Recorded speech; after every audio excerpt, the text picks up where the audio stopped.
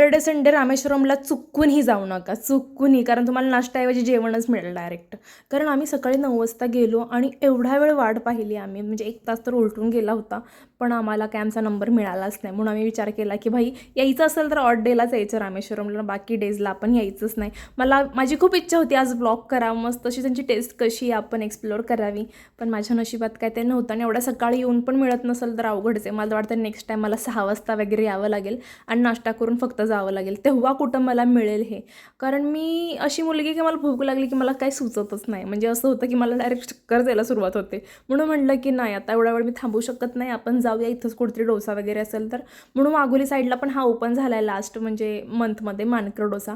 पण त्याची पण टेस्ट काही खास नव्हती. म्हणजे मला असं वाटतं की आपण आपल्या साईडचे एवढे चांगले ऑप्शन सोडून दुसरीकडे पळतो ना, हे काय हाती लागत नाही चांगलं.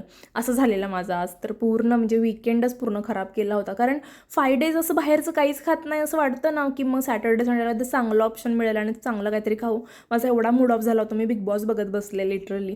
नंतर कॉफी पण पिली, ती पण काही खास नव्हती. म्हणजे असं वाटलं की यार सगळं आज म्हणजे असं फ्लॉप झालं होता. मग म्हटलं जाऊ दे, आता काय करणार. शेवटी मी आपले बिग बॉस बघण्यात मग्न होते आणि मी म्हटलं नको, काही रिॲक्टच नको करायला, जसं आहे तसं आहे. रात्री आले आणि मस्त अशी कोथिंबीरची वडी केली, कारण उद्याच्या ऑफिसची तयारी पण आत्ताच करून ठेवलेली आहे. सो असा होता आजचा दिवस. भेटूयात पुढच्या ब्लॉगमध्ये, तोपर्यंत बाय बाय गाईज.